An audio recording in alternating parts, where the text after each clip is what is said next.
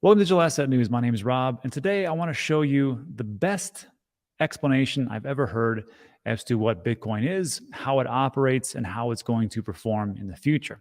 And to do that, I'm going to need help from, this is Peter von Valkenburg, and he's a research director over at Coin Center.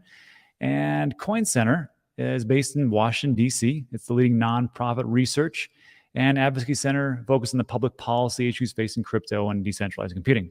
The mission is to defend the rights of individuals to build and use free and open crypto networks.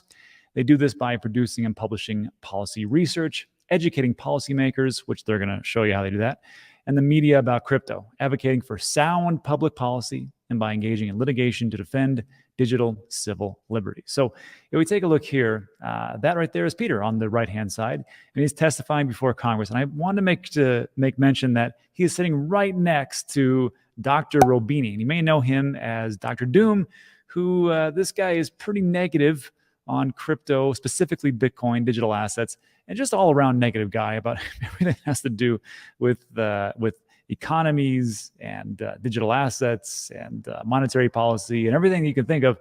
This guy is right next to Peter. So I was very impressed with the way that Peter stated this explanation as to Bitcoin. And I'm going to show you this quick snippet. It's about 6 minutes long. And I encourage you to share this with your family and friends and the people who don't understand, like, what is Bitcoin? Is this a scam? Is this going to be around for quite some time? What really is it? What does it do? And it's perfectly laid out here by this gentleman here. So just take a listen, and I'll be back after the video. Chairman Crapo, Ranking Member Brown, members of the committee. Thank you for the opportunity to speak with you today. My name is Peter van Valkenburg, and I'm the Director of Research at Coin Center, an independent nonprofit focused on the public policy issues affecting cryptocurrency and public blockchain networks. What is Bitcoin? Bitcoin is the world's first cryptocurrency, and it works because of the world's first public blockchain network. What does Bitcoin do? It's simple. It lets you send and receive value to and from anyone in the world using nothing more than a computer and an internet connection. Now, why is it revolutionary? Because unlike every other tool for sending money over the internet, it works without the need to trust a middleman. The lack of any corporation in between means that Bitcoin is the world's first public digital payments infrastructure. And by public, I simply mean available to all and not owned by any single entity. Now, we have public infrastructure for information, for websites, for email. It's called the internet. But the only public payments infrastructure that we have is cash, as in paper money. And it only works in face-to-face transactions. Before Bitcoin, if you wanted to pay someone remotely over the phone or the internet, then you could not use public infrastructure. You would rely on a private bank to open their books and add a ledger entry that debits you and credits the person you're paying. And if you both don't use the same bank, well, then there'll be multiple banks and multiple ledger entries in between.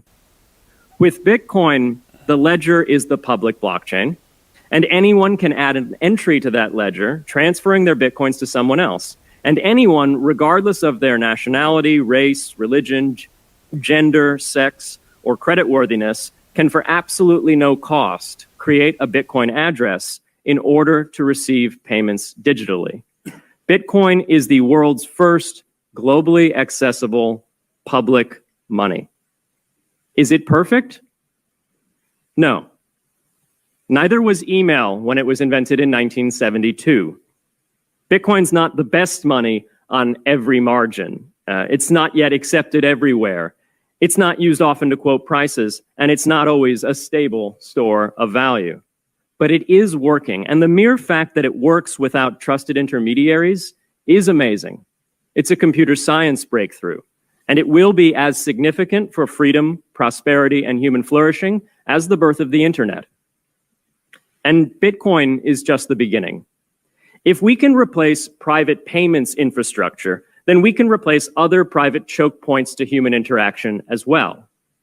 Now, why should we want to build more public infrastructure? Why should we embrace blockchains over corporate intermediaries? Why should we tolerate their inefficiencies and work to make them better, why should we want the pioneers of this technology here in the United States and not fleeing overseas? A simple reason: because the corporate intermediaries providing today's critical but privately owned infrastructure are becoming fewer, larger, and more powerful, and their failures are increasingly grave. So roughly half of all Americans, 143 million people, had their Social Security numbers exposed to hackers because of a breach at Equifax. The SWIFT network has relayed hundreds of millions of dollars in fraudulent transactions because of hacked member banks in Bangladesh, Vietnam, Ecuador, and Russia. The FBI suspects now that the largest of these hacks was perpetrated by North Korea. Corrupt, low-level employees at an Indian bank, Punjab National, were able to fraudulently certify SWIFT messages, stealing $1.8 billion. It's the largest electronic bank robbery in history. In fact, it's the largest bank robbery in history. In October 2016, an estimated 1.2 million internet-connected devices were hacked and turned into a botnet that for several hours made prominent websites unavailable across Europe and North America, including CNN and Fox News, the New York Times, and the Wall Street Journal. Increasingly, physical machines are being connected to the internet to augment their capabilities. They're wired through servers that are owned and maintained by private and trusted intermediaries, the so-called Internet of Things. Pacemakers from St. Jude's Hospital have been hacked. Baby monitors from TrendNet have been hacked. And Jeeps from Jeep have been hacked to the point where they can be remotely commandeered and driven off the road. Now, those vulnerabilities are inescapable in systems that have single points of failure. It doesn't matter if the point of failure is a corporation or if it's a government. There shouldn't be a single point of failure. Similar choke points existed before the internet. If you wanted to deliver a message, you'd have to go through one of 3 television broadcasters or a handful of newspapers. Private corporations are essential, but no critical infrastructure should rely on 1 or 2. The internet removed single points of failure in communications infrastructure and ushered in a wave of competition among new media corporations building on top of its public rails. Blockchains can similarly disintermediate critical payments and IoT infrastructure.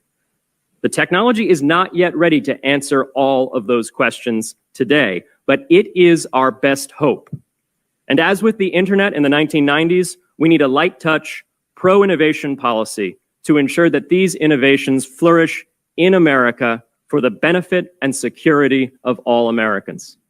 Great. So I hope that made sense. I got to tell you, I probably listened to that about 10 times. Perfect way to explain what Bitcoin is, how it all works, and of course, what's going to happen in the future as we progress and move forward. And the last thing I will say is this. There was a good explanation as to, as far as like new technologies, specifically Bitcoin and moving into the next century. And they talked about in the early days of mankind, we discovered steel, iron ore, and all those things. And when we first discovered it, we didn't really know what to do with it. Then we figured out, well, we'll put it on, we'll make arrowheads, we'll make swords, we'll make shields. Then moving forward, okay, well, maybe we'll make this into siding and actually into buildings. Then we'll make it into cars. Then moving forward, we figured out maybe we can make this into some fabric for space shuttles or other vehicles. And then moving forward, who knows what we're going to use steel with. So I think it's the same thing with crypto, Bitcoin, digital assets. It's a great technology. We're trying to figure out exactly where everything fits in. And it's going to look a lot different from today than as we move forward into the next 10, 20, 50 years. So that's it for today. So if you liked today's video, give it a thumbs up. Also consider subscribing. A lot of things we talk about on this channel, mostly news that is time sensitive and a couple of education pieces. And that's it. So thanks so much. I appreciate it. And I'll see you on the next one.